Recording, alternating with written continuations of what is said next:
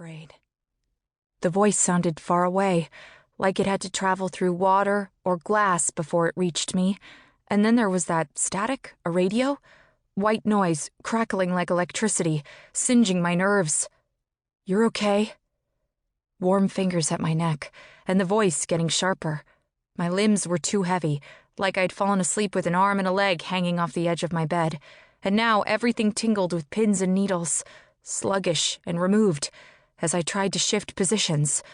My eyelids fluttered as I searched for the muted walls of my room. "Can you hear me?"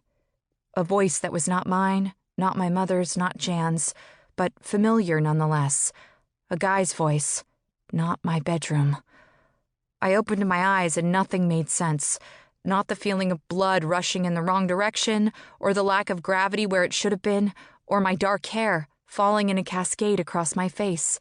Not the sound of my own breathing echoing inside my head, or the scent of burning rubber, or the dull thudding behind my eyelids, which I'd opted to close again.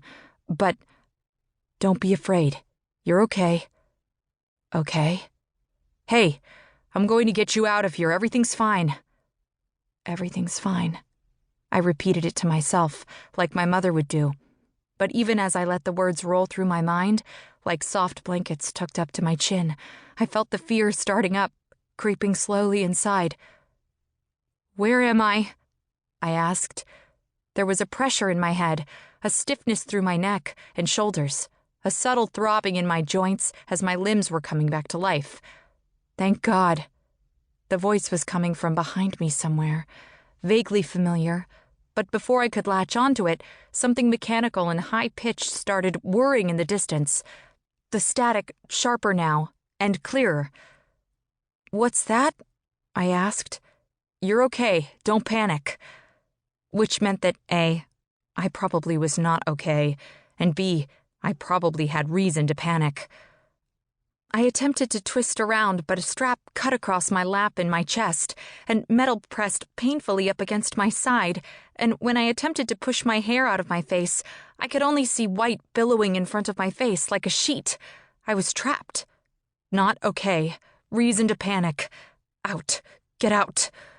I pushed against the metal for leverage as my breath started coming too fast. The other person sucked in a breath, wrapped an arm around the seat to still me. "Also," he said, "don't move."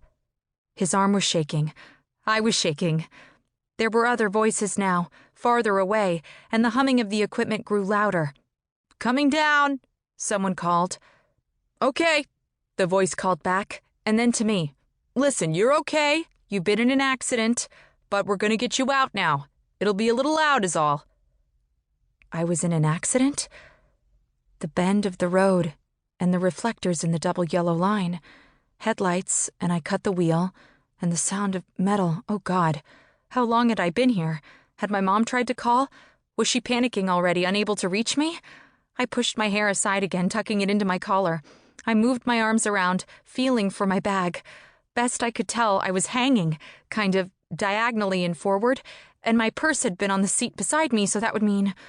I reached my arms over my head, but the metal was too close, warped and bent, and I couldn't feel any bag. "Really?" he said. "Don't move. I need my purse. I need my phone. I need to call my mom." My breath hitched. He didn't understand. I had to tell her I was okay. "You're okay." "We'll call her in a few minutes, but you need to keep still for now. What's your name?" "Kelsey," I said. A pause, and then... "Kelsey Thomas?" "Yes." Someone who knew me then. Must be someone from school, or the lodge, or the neighborhood, maybe. I strained to look in the rearview mirror, which was closer to me than it should have been. The world appeared disjointed. The mirror was cracked and askew. I could see branches, the rock making up the wall and the side of the mountain, but not my rescuer's face.